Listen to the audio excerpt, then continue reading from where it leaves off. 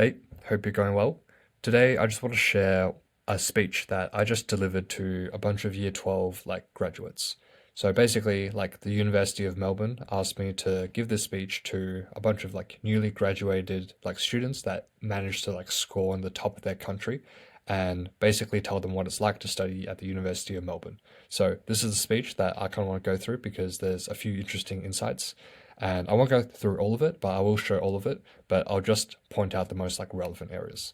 And I'll start off with the story that I have here because essentially this is the story of when I got my results for the first time. So in Australia, as I'm sure with every education system out there, getting your results for your final exams in year 12 is a very big thing.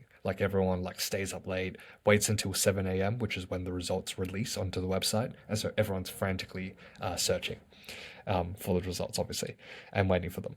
But this is the story that that happened for me. So the night before that results were being released, my mom told me that she could not sleep. And she woke up 3 times during the night looking at the clock. Is it 7 a.m.? Yeah, have the results, been released? And when I was giving this speech, I saw a lot of parents and students in the crowd be like, "Yeah, that happened to us." And the thing is, with my mum, she wasn't really a morning person. Waking up early wasn't really her thing.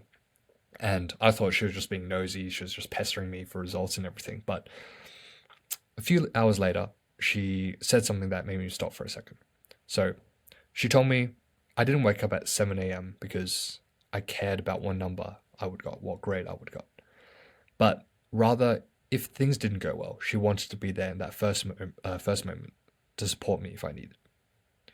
And so that really stuck with me, that moment, because it showed just how selfless and just amazing my parents are. And it was the same case with many, if not all of the parents there in the room. They all resonated very well because it's true. They went through a lot of sacrifice to provide me with the opportunities to get, to go through school and work as hard as possible to get the grades that I got. And that's something that I'm very grateful for. So that's kind of the first story that I have here. The first section really just thanking the parents because obviously they had to sacrifice a lot for most students to get to where they are today. So then I move on into just explaining the stuff that the University of Melbourne provides. Not too relevant. Again, you can read this if you need. But at the end, two things. First of all, I just talk about how through the University of Melbourne, I went on exchange, which was an absolutely life-changing experience. I went to the States where I studied at UPenn. I studied a lot of subjects that I would never have thought I would study. Business, entrepreneurship, photography, videography, things like that. And it just really opened my eyes to what was possible in the world. Because before, I just thought that I was just going to study medicine and that was it. I'm not going to study anything else. And boy, was I wrong.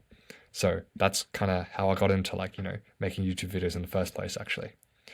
So continuing on, there were 3 pieces of advice that I gave at the end. And potentially they may be relevant to you, or you may find them helpful. So I'll just share them here.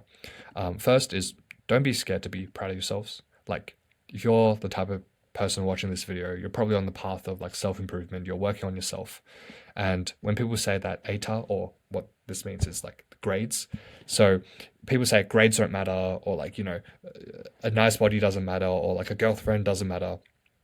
Don't let other people discredit your achievements.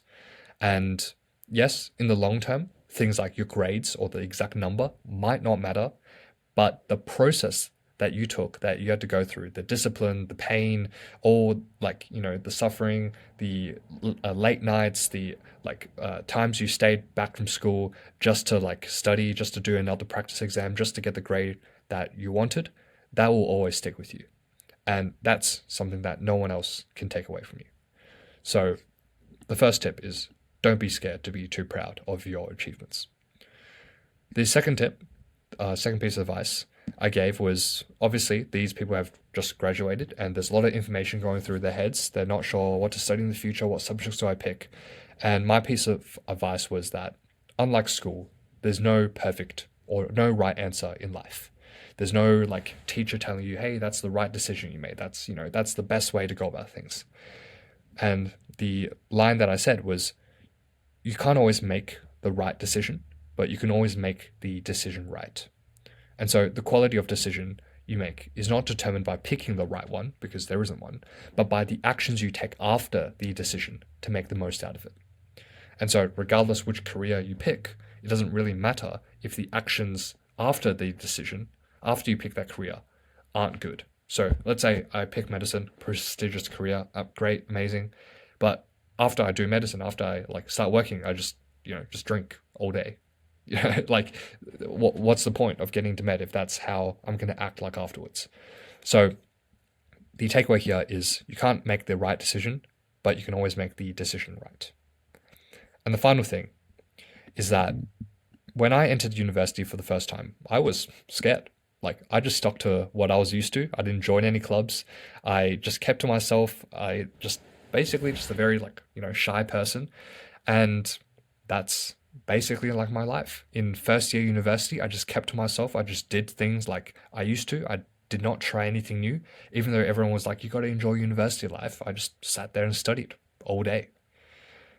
And as a result, my life started to shrink. As I say here, I could feel the walls coming in. And that feeling is because I was doing something I knew I wasn't meant to do. But I was scared of failing. And that's why I didn't go out of my comfort zone. That's why I just kept to the typical path of just studying, getting good grades, getting to a good postgrad degree, and that was it. And so this is like a quote that I really like, which is, I realize life does really shrink or expand depending on like my courage. And so since then, since like the first year of university, I realized that my life sucked. Like in the first year, I was sitting down one day and I realized, look, my life is shit.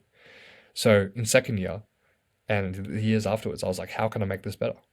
Well, it wasn't easier. Like, I wish I could, give you that, 60-second montage and I became like, an amazing person afterwards. But it was just like small decisions at the time. And I'm still not there. Like, my life is, like, obviously it's much better. I'm not complaining. I'm very grateful. But I'm saying, like, I'm very, like, content with where I am. But obviously I'm still progressing. So I'm very, like, happy with the amount of progression I made. But I'm, like, still aiming for, like, perfection.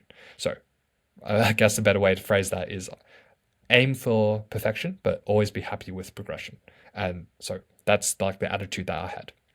And the final quote I kind of left people was a quote from Van Gogh, which is, normality is a paved road. It's comfortable to walk, but no flowers grow. So I realized that when I just went on the same path as everyone else, I didn't question anything because, I thought that was the right path. I just felt like trapped. I felt suffocated and I felt just horrible with my life. I wasn't sure what I was going to do. But when I'm now taking control and actually actively steering like the ship along the path of life, I feel just much more happier and content.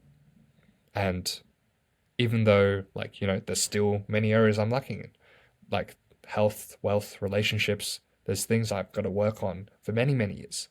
But despite the amount of areas that I still have to improve in, and despite all of that, I'm still like happy with where I am now because I've started to like pave my own path here. So that was the final message I had left everyone with, which is that normality is a paved road. It's comfortable to walk, but no flowers grow. So I encourage you to also seek out your own path and enjoy the flowers along the way.